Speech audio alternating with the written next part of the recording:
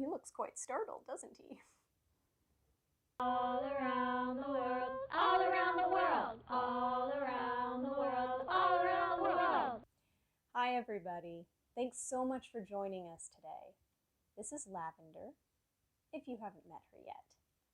You may have met her before. She helped me to sing the I Love You song. Well, today, Lavender has asked me to read a story that she's picked out. And I don't know if you can take a guess, but it is a Christmas story. Would you like to get the book, Lavender? Can I help you? Okay, Lavender, if I'm going to read the story, then I want you to be able to see the pictures, okay? So why don't you go ahead and get situated. Ready? The night before Christmas. 'Twas the night before Christmas, when all through the house not a creature was stirring, not even a mouse.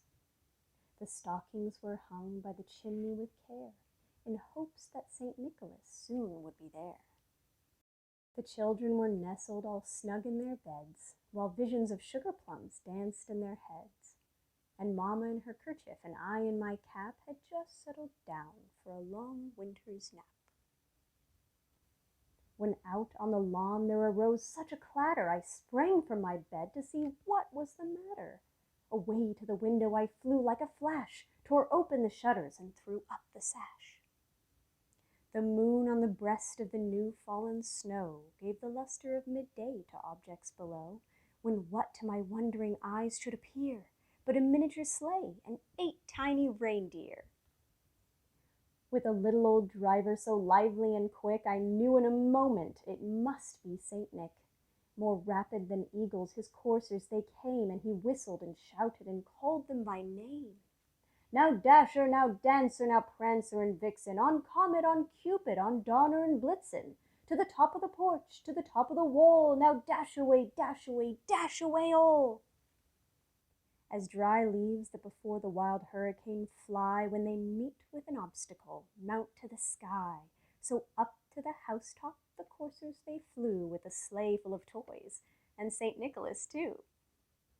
And then in a twinkling I heard on the roof the prancing and pawing of each little hoof. As I drew in my head and was turning around, down the chimney St. Nicholas came with a bound. He was dressed all in fur from his head to his foot, and his clothes were all tarnished with ashes and soot. He looks quite startled, doesn't he? A bundle of toys he had flung on his back, and he looked like a peddler just opening his pack. His eyes, how they twinkled, his dimples, how merry. His cheeks were like roses, his nose like a cherry. His droll little mouth was drawn up like a bow, and the beard of his chin was as white as the snow. There's a little twinkle in his eye. The stump of a pipe he held tight in his teeth, and the smoke it encircled his head like a wreath. He had a broad face and a little round belly that shook when he laughed like a bowl full of jelly. He was chubby and plump, a right jolly old elf, and I laughed when I saw him in spite of myself. A wink of his eye and a twist of his head soon gave me to know I had nothing to dread. He spoke not a word, but went straight to his work, and filled all the stockings, then turned with a jerk and laid his finger aside of his nose, and gave a nod. Up the chimney he rose. He sprang to his sleigh, to his team gave a whistle, and away they all flew like the down of a thistle. But I heard him exclaim, ere he drove out of sight, Merry Christmas to all, and to all a good night. Did you enjoy that story? Yes, I know, it's one of your very favorites. Thanks so much for joining us today to listen to this lovely Christmas story. We'll see you all again next time.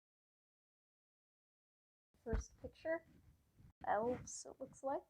Ooh, that's a neat picture. All those little sleeping houses.